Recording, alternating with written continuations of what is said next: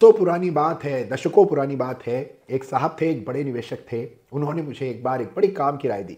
उनका ये कहना था कि बाजार से समय समय पर ब्रेक लेते रहना चाहिए और दो ऐसे अवसर आएंगे जब ब्रेक लेना सबसे ज्यादा हितकारी यानी फायदेमंद होता है।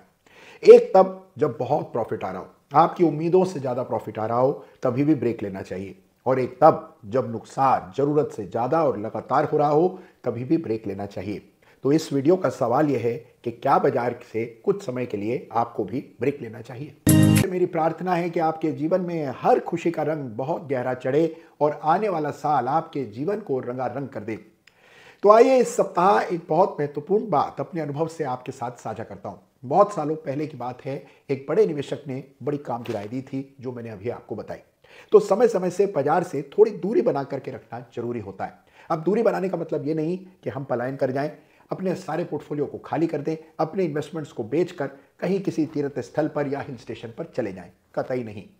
दूरी बनाने का मतलब कि ये जो छटपटाहट है इसको थोड़ा कम कीजिए। अगर आपके पोर्टफोलियो में नुकसान हो रहा है, तुरंत इस नुकसान की भरपाई हो जाए, इसके लिए बड़े बड़े खतरे मोल लेने की जो छटपटाहट मन में आ रही है, इस पर काबू कीजिए।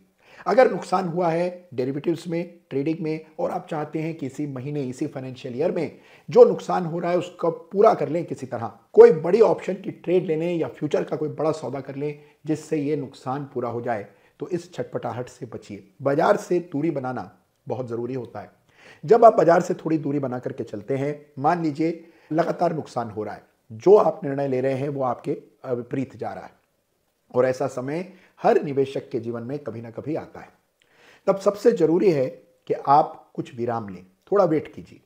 दोबारा से अपनी रिदम को बाजार की रिदम के साथ मैच करने का प्रयास कीजिए। जो शेयर्स आपने लिए हुए हैं, जो पोजीशंस आपने बनाई हुई हैं, जब तक उनका भार आपके सिर पर सवार रहेगा, सोचने समझने की जो क्षमता है आपकी, वो हमेशा बाधित रहेगी और आप कभी भी सही निर्णय सही समय पर नहीं कर पाएंगे। तो इसलिए बहुत जरूरी है कि जब कभी नुकसान बढ़ रहा हो, कुछ समय के लिए मौन हो जाएं, शांत हो जाएं, कोई ट्रेड ना करें। दोबारा से अपनी परिस्थितियों को जांचें, बाजार की स्थिति को जांचें, चार्ट्स को देखें और उसके बाद नए सिरे से प्रारंभ कीजिए। तो याद रखें मेरी इस बात का, रीसेट करना बहुत जरूरी होता है और रीसेट करने के दो बहुत शानदार मौके आते हैं। एक तब जब नुकसान ज्यादा हो और एक तब जब मुनाफा आपकी कल्पना से ज्यादा हो। वही लोग जो कि रीसेट कर पाते हैं समय पर, वही बाजार के साथ कदम से कदम मिलाकर लंबी दूरी तय कर पाते हैं। अब देखिए मेरी इस बात को बड़े ध्यान से सुनिए। मान लीजिए आपने कोई शेयर खरीदा, खरीदने के बाद उसमें गिरावट आई, आपको नुकसान हुआ, आपका स्टॉप लॉस हिट हुआ या आपकी LOC यानी कि लाइन ऑफ कंट्रोल टूटी। आपको चार्ट पर संकेत दिख रहे थे निकल जाने के, लेकिन आप हिम्मत नहीं कर पाए, उतना दृढ़ इरादा नहीं था, या आपने सोचा कि थोड़ा इंतजार कर लेते हैं, शायद बाजार सुधर जाए और हम निकल पाए।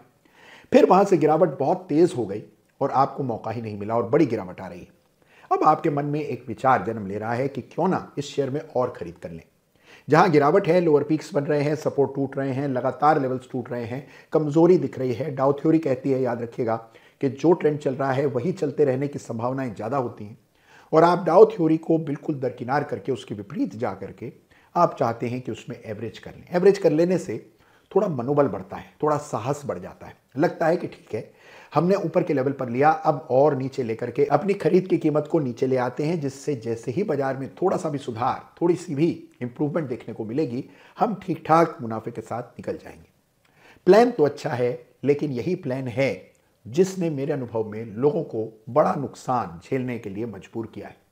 जो इन्वेस्टर पूरी तरह से बाजार में साफ हो जाते हैं, उनका अक्सर यही प्लान होता है। तो मेरा आप सबसे ये निवेदन है कि बिल्कुल भी छटपटाहट में, बिल्कुल परेशान होकर, पैनिक में आकर, दबाव में आकर के कोई निर्णय मत कीजिए। कुछ समय लीजिए, कहीं भागा नहीं जा रहा है। अगर आज नुकसान है तो कल फायदा भी होगा, लेकिन उसके लिए जरूरी है कि अपने विवेक का साथ मत छोड़िए। अगर मान लीजिए प्राइस लगातार नीचे जा रहा है, ट्रेंड वीक है, बेरिश है, लोअर पिक्स बन रहे हैं, तो उस समय आपको वेट करना चाहिए। जहां एग्जिट बन रहा है, समय से एग्जिट की होती तो आज ये नौबत नहीं आती। लेकिन अगर एग्जिट नहीं कर पाए, कोई उछाल मिलता है, बेहतर दाम मिलता है, तो निकलने का प्रयास करना है। जब उस चार्ट पर रिवर्सल के संकेत आएंगे, बड़े रिवर्सल के संकेत आते हैं। कैसे दिखते हैं रिवर्सल के संकेत? एक डाउनवर्ड स्लोपिंग नेकलाइन डालिए, एक डाउनवर्ड स्लोपिंग ट्रेंड लाइन डालिए। ये निफ्टी का चार्ट देखिए, यहाँ पर मैंने एक downward sloping trend line Nifty में सितंबर 2024 के हाई को जोड़ करके नीचे तक ला करके डाउनवर्ड स्लोपिंग ट्रेंड लाइन डाली। ये बाजार की उस गिरावट का ट्रेंड है जिसको लेकर के हम इतने व्यथित थे। अब ये ट्रेंड लाइन टूटेगी, ब्रेकआउट आएगा, तभी तो इस बात का संकेत मिलेगा कि करेक्शन, वीकनेस, गिरावट पूरी हो चुकी है। जब तक वो संकेत चार्ट पर नहीं है तब तक इत्मीनान रखिए, वेट कीजिए। तो आज के वीडियो का एक ही उद्देश्य है कि आपके मन में ये जो उथल पुथल चल रही है, जो अस्थिरता आपके मन में घर कर गई है, इस पर कैसे विजय पाएं, ये आपके लिए सबसे इंपॉर्टेंट डिसीजन है। क्योंकि आमतौर पर यहीं पर बड़ी गलती होती है। मेरा इतने सालों का बाजार का अनुभव कहता है कि लोग कभी भी बढ़ते हुए शेयर को खरीद कर नहीं पछताते। जब उतार आता है बड़ी तेजी के बाद, उसमें जो लोग खरीदारी करते हैं उन्हें बड़ी कीमत चुकानी पड़ती है। तो मेरी इस बात को ध्यान से सुनिए, कुछ समय अपनी पोजीशन से एक दुराव पैदा कीजिए, थोड़ी दूरी रखिए और बहुत क्लिनिकली, बहुत डिस्पैशनेटली, बिना अपनी भावनाओं को बीच में लाए हुए आपको यहां निर्णय करने होंगे। जब तक ट्रेंड रिवर्सल का कोई ठोस संकेत चार्ट पर न मिले, नया पैसा बाजार में न डालें। डालें भी तो उन चार्ट्स पर जहां नए ब्रेकआउट्स या नया मोमेंटम देखने को मिल रहा है। क्योंकि आपने कोई शेयर ऊपर के लेवल पर ले लिया था, अब उसे नीचे के लेवल्स पर और खरीद करके बड़ी भारी चूक मत कीजिएगा। मन में कई बार विचार आता है, हर इन्वेस्टर और ट्रेडर के जीवन में यह विचार आता है कि क्यों ना एक बड़ा जुआ खेला जाए। गिरावट आ ही रही है, बड़ा नुकसान हो रहा है, 1 रुपया डाला था, आधा रह गया है, अब करें क्या। तो मन में आता है कि क्यों ना अपनी पूंजी में से, अपनी बचत में से बड़े पैसे निकालकर बड़े पैसे एक साथ लगा देते हैं इन्हीं शेयरों पर, और जब तेजी आती है तो आप देखेंगे कि मुनाफे में हम दोबारा लौट आएंगे। ये योजना केवल विचार में, ख्याल में अच्छी है। इसमें सबसे बड़ी समस्या यह है कि हम ये मान करके चल रहे हैं कि रिकवरी आएगी, और रिकवरी उन्हीं शेयर्स में आएगी जो आपने ऊपर के स्तरों पर लिए। तो मेरा केवल यह कहना है कि जो भी निर्णय आप करें, चार्ट्स के आधार पर कीजिए। जिन चार्ट्स पर खरीदने के संकेत हैं वहां खरीद कीजिए, जहां निकलने का संकेत है वहां निकल जाइए।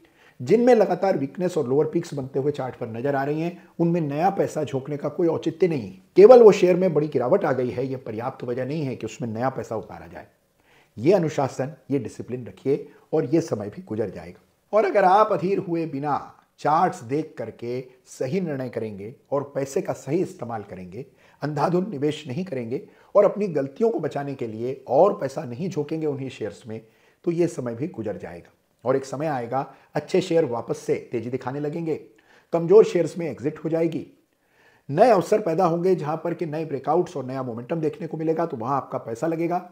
और आने वाले समय में यदि बाजार, अभी नहीं तो बाद में, कभी भी, जब कभी भी बाजार वापस तेज होगा, आप दोबारा से अच्छे खासे मुनाफे में लौट आएंगे। लेकिन इसके लिए विवेक रखना बहुत जरूरी है, इसके लिए अपने ऊपर काबू रखना बहुत जरूरी है, गलतियों से बचना जरूरी है, अफवाहों में पड़ने से बचना जरूरी है। अफवाहें देखिए इस तरह के बाजार में बहुत ही आम हो जाती हैं। आप ट्विटर खोल करके देखिए, सोशल मीडिया पर देखिए, चारों ओर आपको अलग अलग प्रकार की खबरें, अफवाहें, पैनिक की खबरें, ये सब सुनने को, देखने को, पढ़ने को मिलता है। आप अपना निर्णय स्वयं कीजिए।